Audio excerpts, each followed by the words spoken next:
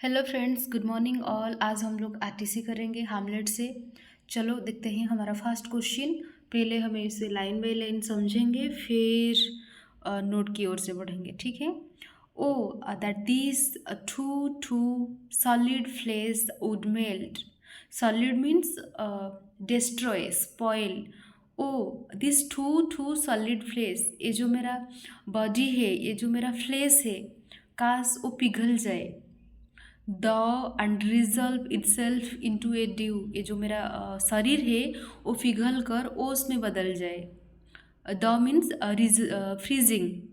और that the everlasting had not fixed, या तो फिर everlasting means God, eternal power, या तो फिर ऐसे होता भगवान ने ये जो कानून नहीं बनाया होता। कौन सा कानून?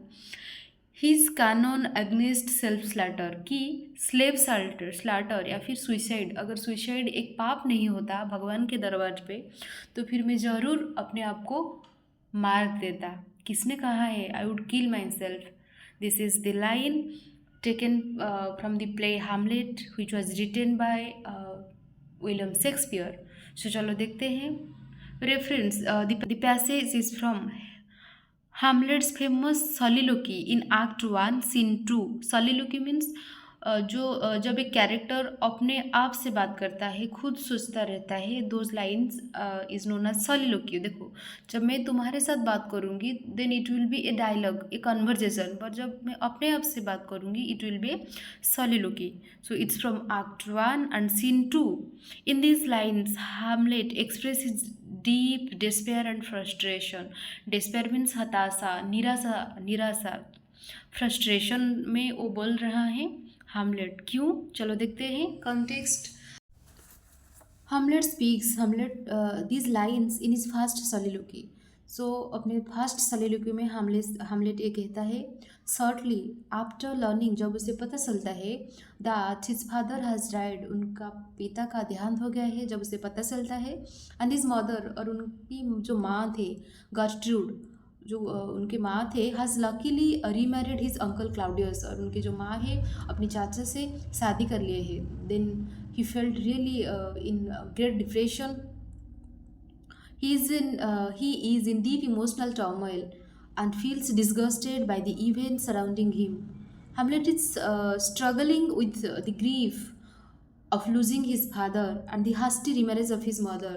उनके पापा का मृत्यु उसे बहुत दुख पहुंचाता है, और फिर and also feels hasty by hearing the remarriage of his mother. So explanation. In these lines, Hamlet wishes that his solid flesh और हिज बॉडी वुड मेल्ट, उनका शरीर पिघल जाए, symbolising his desire to escape his painful reality, क्योंकि he is unable to bear the pain, the circumstances around him. He longs for a release from his sorrow, अपने sorrow से बाहर जाना चाहता है, and frustration. The phrase everlasting had not fixed his against self slaughter, which shows that Hamlet is contemplating suicide, वो suicide करना चाहता है, but is held back by religious belief that consider a sin, पर जो उसका जो धार्मिक भावना है उसे रोक लेता है, क्योंकि स्लेव स्लैटर इज एक सुसाइड को पाप माना जाता है, ठीक है। So he feels trapped in his misery,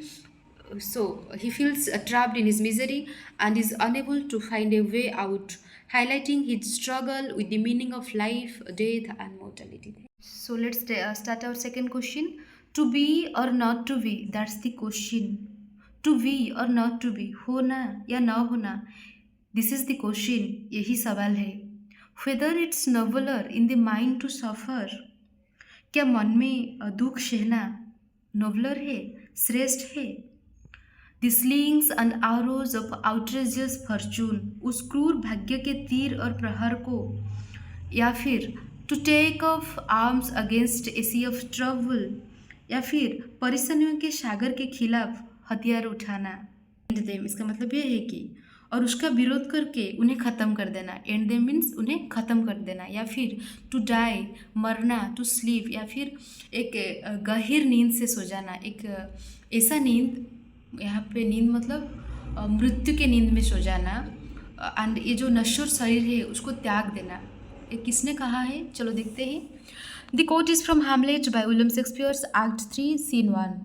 where Prince Hamlet speaks his soliloquy. Soliloquy का मतलब अभी तो बताई हूँ, जो कि अपने आप से बात करता है।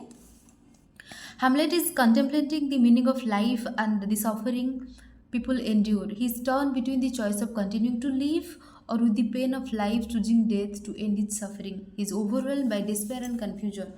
वो अपने आप को सवाल करता है कि मैं अब जीऊँ या मर जाऊँ, क्योंकि इसे जीने से बेहतर है मैं हमेशा हमेशा के लिए मर जाऊँ, to escape from my sorrows.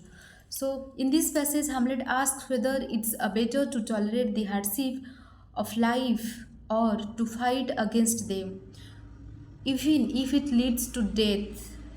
He wonders if it's nobler to endure this pain or to end by choosing death.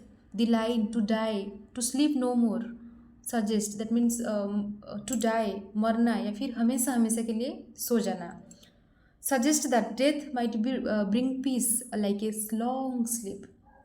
एक गहरा नींद में हमेशा हमेशा के लिए सो जाना.